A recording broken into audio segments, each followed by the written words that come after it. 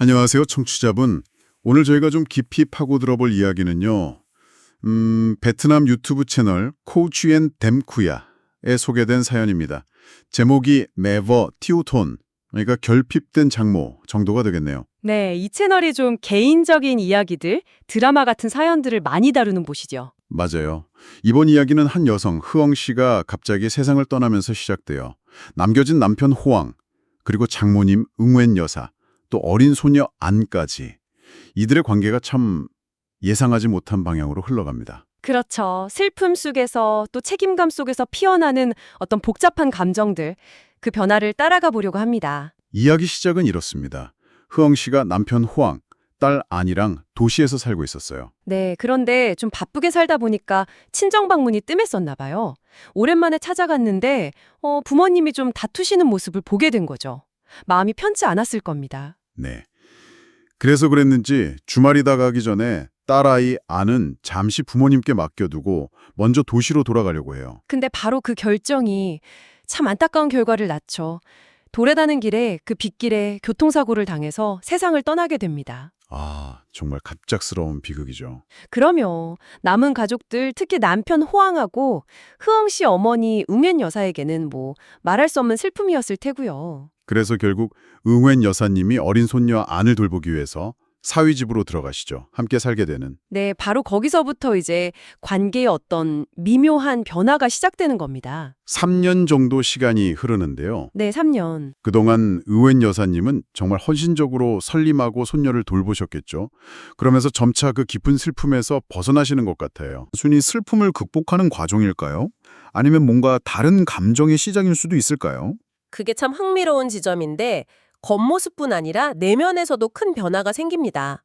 혼자 있을 때 우연히 성인물을 보게 되는데 그걸 계기로 수십 년 동안 잊고 지냈던 어쩌면 스스로도 몰랐거나 억눌렀을지 모르는 어떤 욕망 같은 걸 발견하고 혼란스러워해요. 아, 그럴 수 있겠네요.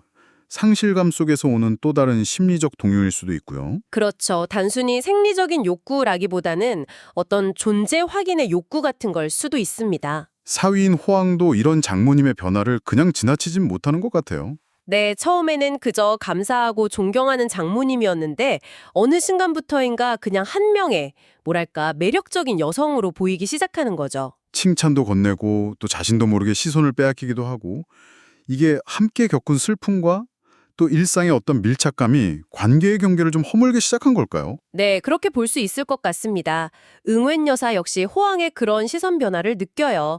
그러면서 굉장히 복잡한 감정에 휩싸이죠.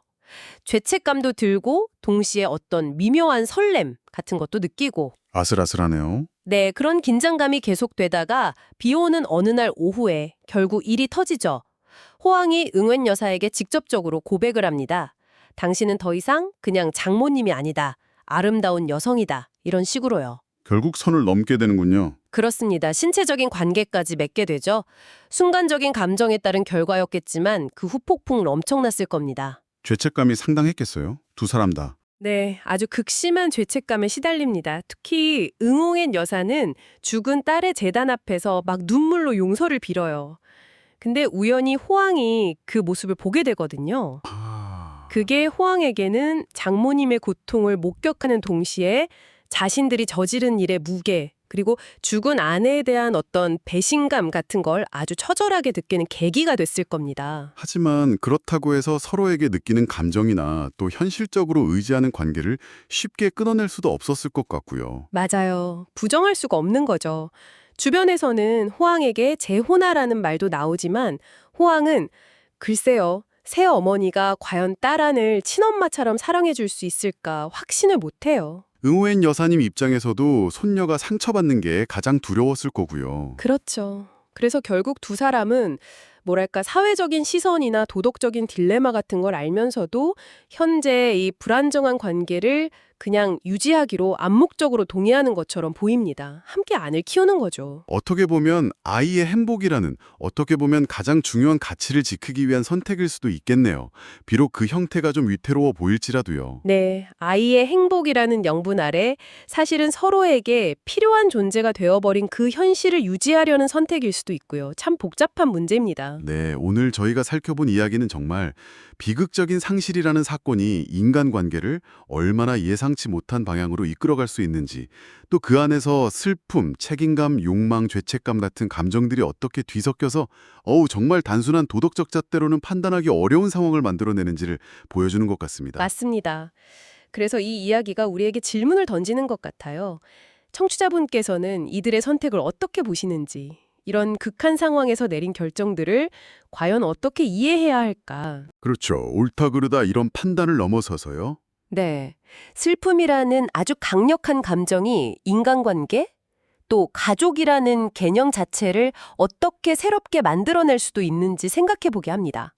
어쩌면 이 기형적으로 보이는 관계조차도 그들 나름대로 살아남기 위한 어떤 인간적인 몸부림의 한 모습일지도 모르겠다는 생각도 드네요.